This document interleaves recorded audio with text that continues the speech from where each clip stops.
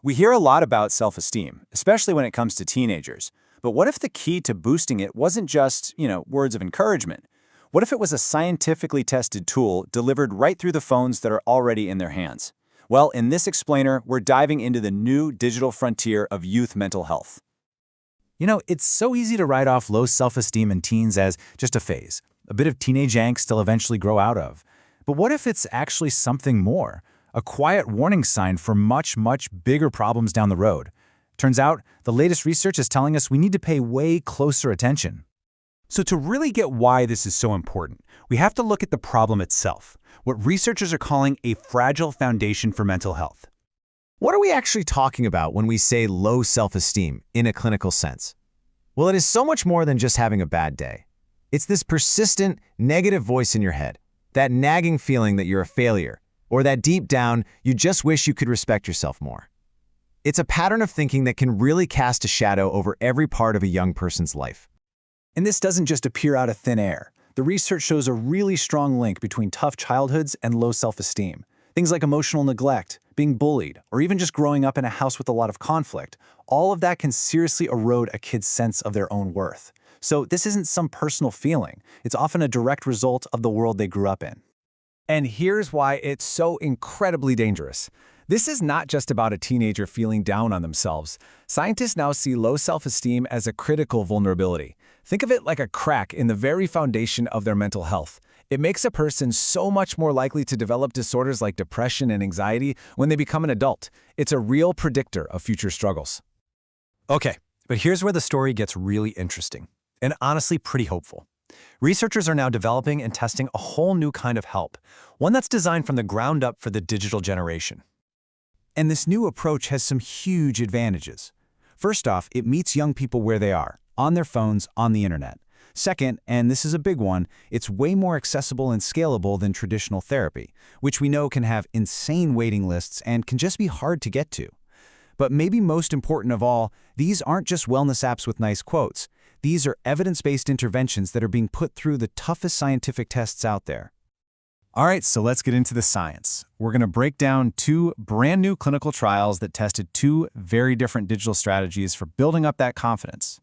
First up, we've got the selfie trial. This one used a blended model, so a few in-person sessions combined with a special app. Now, the app's secret weapon is this thing called ecological momentary intervention, or EMI. Just imagine getting a personalized prompt or a little exercise on your phone right in the moment you're feeling down or stressed out. That's EMI. It's literally like having a coach in your pocket, giving you support right there in your daily life. And it was designed for those young people who've experienced the kind of childhood adversity we were just talking about. Okay, so the second study, it took a totally different route. It tested a fully internet-based cognitive behavioral therapy program, or ICBT. In this one, there were no in-person sessions at all. Instead, teens worked through these structured online modules every week, kind of like a guided course for their own mental health. And they had a therapist supporting them through messages. This was aimed squarely at any adolescent who is struggling with low self-esteem. So you can really see the two different philosophies at play here, right? On one side, you've got Selfie's blended model with its in-the-moment support. And on the other, you have the ICBT program's totally online, structured learning path. Two really different strategies, both using technology to go after the exact same problem. So both of these new therapies were put to the ultimate test in randomized clinical trials. And that's the gold standard of medical research. And now, well, the results are in. Which, of course, brings us to the million-dollar question. After all the design and all the theory, did these high-tech therapies actually move the needle? Did they work? Let's start with the selfie trial. The results are measured with a number called an effect size, which basically just tells you how big of a difference the therapy made. For the selfie trial, the effect size was 0.54. In the world of clinical research, that is a moderate, positive, and statistically significant effect. So, bottom line, yes, it absolutely worked. All right, now for the fully online ICBT program. The result here was an effect size of, get this, 1.18.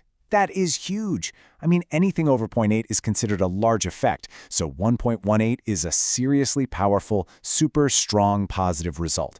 Those structured online modules had a massive impact. And the good news didn't even stop there. Both trials showed a clear improvement in self-esteem and a real increase in the participants' quality of life.